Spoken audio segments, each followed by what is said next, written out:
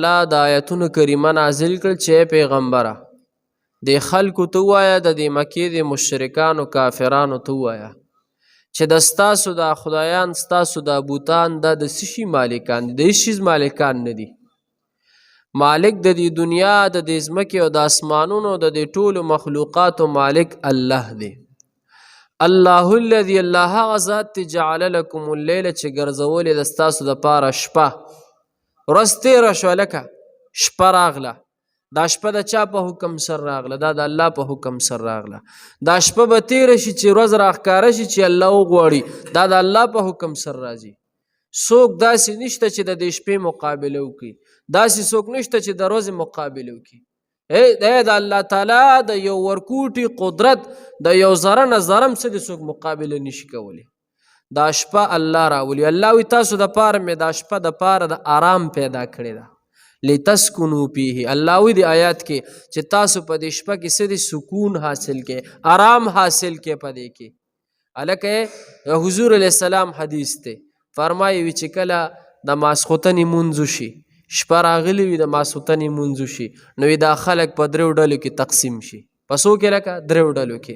یو ډله هغه ده چې هغه د الله تعالی ته خاص بندګان دي د الله خوښ بندګان دي الله سره تعلق مضبوط دی نو هغه ډله د ماسخوتن د مانځه نه پس دا څه خلک ویده شي نو دغه ډله نه دا ړومبۍ ډله دا ودرېږي عبادت ته.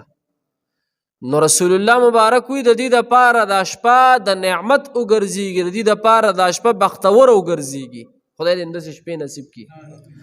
او دویمه ډله هغه ده چې هغه کله څنګه د ماسخوتنې مونځ وشي بس د مونځ نه بس فورا څه دی په خوب ورشي ویده شي نو د دې دپاره نه څه وبال شته نه ورله څه دی څه هغه شته بختوروالی شته بس عبادت یې کو ویده شول. او دریم نمبر ډله هغه د حضور علیه السلام وایي چې ګوره کله ماسخوتنې مونځ وشي نو دا ډله په زنا کې په غلا کې په ډاکه کې په دروغو کې دا ډله اخته شي خدای دې د دې نه امان وکړي. وایي د دې دپاره څه دی دا شپه د وبال او د نقصان وګرځېږي. الله وایي دا شپه ستاسو دپاره ما د آرام پیدا کړې ده. هلکه صحابه ډېر د قربانۍ والا خلک تیر شوي دي رسول الله مبارک یارانو د رسول الله مبارک باندې کلک مین او کلک عاشقانو. صحابو کې صحابه کرامو نه دي د حضور علیه السلام هر یو آداب یې څه دي په خپل ځان کې راوستله. د حضرت ابو هر رضی الله تعالی عنه متعلق راځي وي دومره عبادت به کو د شپې دومره عبادت چې د خپې به سرې دا به وپړسېدلې. حضرت ابوبکر صدیق رضی الله تعالی عنه مطابق راځي و چې هغه به دومره عبادت کولی چې څنګه به خلک د ماستن نه پس په خلکو منځونه وکړه به ودرېدو عبادت ته به ودرېدو. عمر فاروق رضی الله تعالی عنه متعلق راځي هغه به د شپې الله ته دومره جړل دومره د سترګو نه به ډېرې زیاتې اوښکې به یې تللې. د رسول الله مبارک لور مبارکه حضرت فاطمه رضی الله تعالی عنها دا ګوره زنانه د رسول الله مبارک لور ده او چې څنګه به د ماسخوتنې د مانځه نه پس په خلکو څه دی څوک به خوب له لاړل څوک به چېرته هغه به د ماسخوتن نه پس به ودرېدل د 2 رکاتو نفلو نیت پې وتړو څو د 2 رکاتو نو په 2 رکاتو کې به څه دی په یو رکات کې به نیم قرآن وي په بل رکات کې به نیم قرآن وي. دومره پورې به عبادت ته ولاړه وه چې یو ځل یې څه دی د سهار اذان پې شروع شو سهار اذان پې شروع شو نو چې سلام یې وګرځو د عبادت نه یا الله څومره وړه شپه او څومره زر تېره شوه.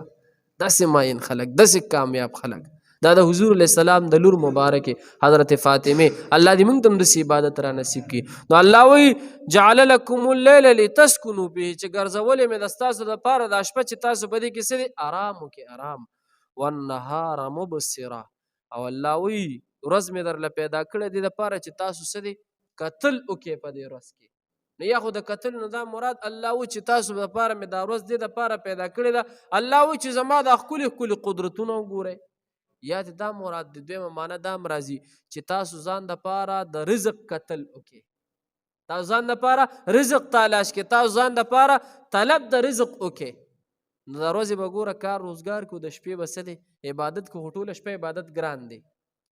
لا یکلف الله نفسا الا وسعها. الله وایي زه په یو بندم ظلم نه کوم څومره چې د ده وس طاقت وي الله وایي بس دقه د ده نه زه دقه غواړم.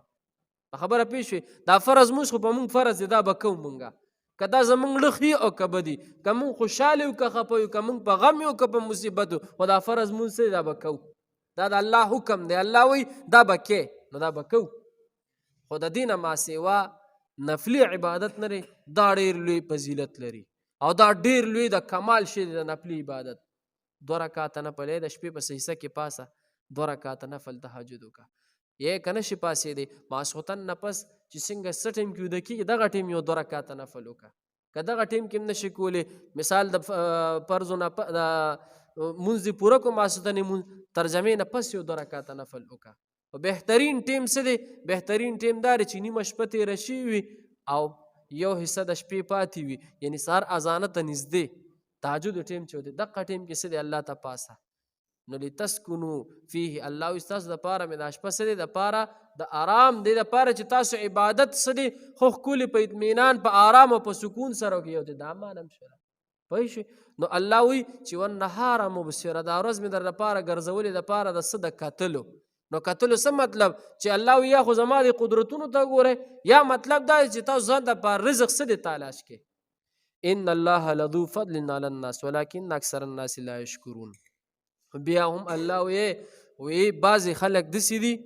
الله وی بعضې بندګان زما داسې دي چې کم نعمت ورته مې نه شي په هغه نعمت څه دی الله وی زما شکریه ادا کوي او بعضې داسې دي چې لا یشکرون شکر نه ادا کوي هر وخت څه دی د الله تعالی شکریه ادا کول پکار دي دا شپه ده به الله وی دا شپه مې در باندې تېره کړه سهار مې کو در باندې الله وی بنده الله وی بنده شکریه ادا کا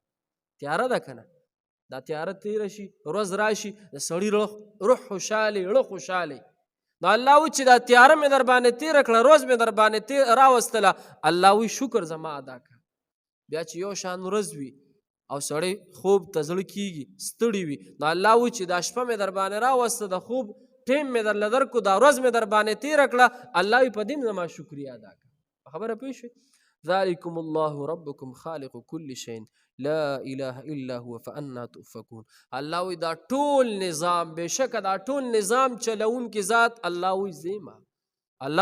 الله وی دا شپه زرا ولم دا روز در باندې زرا ولم الله وی دا شپې دا ستوري در باندې زخ کار کوم الله وی دا نور سپوږمۍ دا هر یو شیز الله وی دا زما قبضه کړي وې بندګان الله وی تاسو کوم طرف ته روان یې فانا تؤفكون الله وی تاسو کوم طرف ته روان یې هم د دغه خالق العزال عبادت پکار دی جی بیا ورپسې جی اخیری آیاتونو کې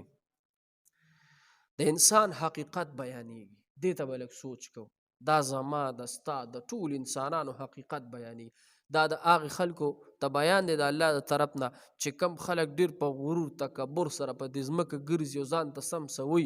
یا د مکې مشرکانو ته څه د حضور علیه السلام په واسطه خطاب یا په دې زمانه کې چې دا کم خلک غرورناکه دي الله یې انسان له خپل حقیقت ته دی وګوره الله یې انسان ته مې پیدا کړی د خاورې نه الله مونږ پیدا کړي که نه زمونږ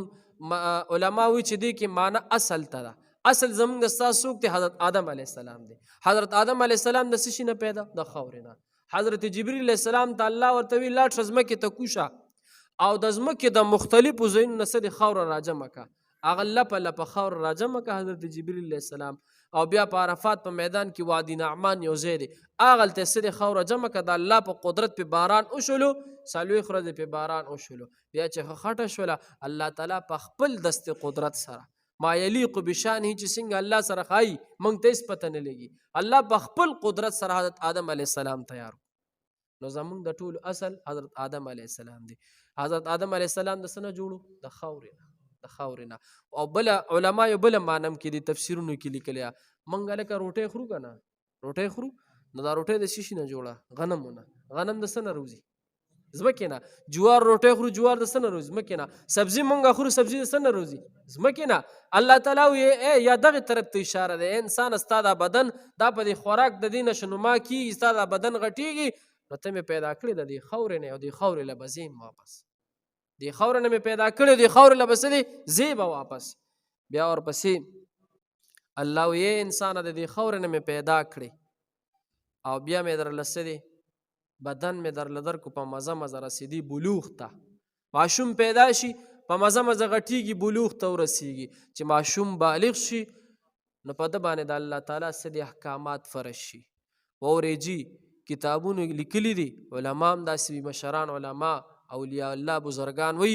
او بلکې کتابونو غټو غټو کتابونو کې دا دي چې کله ماشوم د شپږو 7 کالو شي د څو کالو لکه شپږ اووه کالو په دې به عمل کوو خلکه د شپږ اووه کالو شو مور پلار له پکار دی چې دې ماشوم ته ترغیب ورکوي د مانځه ترغیب ورکوي د قرآن ترغیب ورکوي دا په مور پلار باندې لازم دی دا په مور پلار باندې د دې ماشوم په د مور پلار باندې دا حق دی ترغیب ورکوي ترغیب څه مطلب راځه بچی چې جومات ته واړه نه ګورې خلکه د شپږ اووه کالو د پنځو کالو راځه بچی چې جومات ته دا ترغیب دی بچی مونځ دې کړی دی که دې نه دی کړی ساري مونځ دې کړی دی که دې نه دی کړی دا که په هر کور کې دا کار شروع شو که نه قسم په خدای چې برکتونه به نعمتونه به خوشحالۍ به ځکه چې مونځ اودس یو ځای کې کېږي که نه هلته خوشحالۍ وي رحمتونه نو کتابونو کې راځي چې مور پلار له پکار دي چې بچي ته ترغیب ورکړي چې کله د شپږ اووه کالو شي او چې د لسو کالو شي د څو کالو لکه د لسو کالو یا د لسو د پاسه شلو 11 12 لسو کالو شو بیا دا بچی مونځ نه کوي نو مور پلار به ورته بیا تنبیه ورکوي تنبیه څه مطلب خبرداری به ورکوي چې ګورې بچیا مونځ دې ولې نه دی کړی بچی مونځ کوه د آدابو لحاظ سره به څه دی دې بچي ته بیا لږ خبرداری ورکوي چې دا بچی ذهن نشین وي چې یاره دا مونځ دا عبادت دا یو لازم شي او چې کله یو پلار بچی ته ترغیب ورکوي د مانځه نو چې دا بچی څنګه عاقل بالغ شي به دې په مونځ رواني په خبره پوه شوې او چې نه د مور پلار د طرف نه ترغیب نی مور پلار د طرف نه بچی ته تنبیه نی نو دا بچی چې عاقل بالغ شي دی بیا مونځ نه پیژني دی بیا دعای قنوت نه پیژني دی بیا لمبین نه پیژني دی بیا سجده نه پیژني دی بیا رکوع نه پیژني نو الله وی چې بالغ شوي عاقل شوي پوه شوي الله وی زما در باندې احکامات لازم شو خبره پوه شوي بیا الله وی بوډا شولې سپینګیرې شولې او بیا څه دی الله وی بعضې داسې شي چې مرګ ورته راشي د بوډاوالي نه مخکې په ځوانۍ کې مړ شي الله وی د چا نیټه زه وي په ځوانۍ کې پوره کم الله وی د دې ټول هر یو شیز قبضه زما او د ستا د دې ټول نظام قبضه چا سره الله سره ګورې جي سبق ته الله الذي جعل لكم الليل الله هغه دی چې جوړه کړې ده ستاسو دپاره شپه لتسکنو فیه چې دې پاره چې تاسو آرام وکړئ په دې کې والنهار او ورځې جوړه کړې ده مبصرا د کتلو دپاره ان الله بشک الله تعالی لذو فضل علی الناس خاوند فضل دی په خلقو باندې ولکن اکثر الناس لیکن ډېر د خلکو نه لا یشکرون شکر نه ادا کوي ذالکم الله ربکم دغه الله دی رب ستاسو خالق کل شی د هر شیز پیدا کوونکی دی لا اله الا هو هیڅوک د عبادت لایق نشته سوا د هغه نه فانا تؤفکون نو بیا کوم خو اړولی شی تاسو کذالک همدارنګې یؤفک الذین اړولی شوي د حق نه هغه خلک کانو بآیات الله یجهدون چې په آیاتونو د الله نه به انکار کولو الله الذي الله ذات جعل لكم الارض چې ګرځولې ده ستاسو دپاره ځمکه قرارا زید استوګنې والسما و اسمان ګرځولې دي ستاسو دپاره بنا انچت وصورکم او ستاسو شکلونه جوړ کړي دي فاحسن صورکم ښایسته کړي دي شکلونه ستاسو ورزقکم من الطیبات او روزي درکړې ده تاسو ته پاکیزه شیزونه هم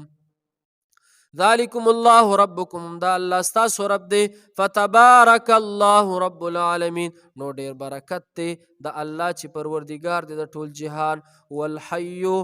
دا الله دی همیشه ژوند دی لا اله الا هو نشته دی هیڅوک د عبادت لایق فدعوه مخلصین له الدین نو بس بلې تاسو دی الله لره په دې حال کې چې تاسو بندگی خالص کې د هغه دپاره الحمدلله رب العالمین ټول تعریفونه الله دپاره دی چې پالون کې د ټولو جهانونو دی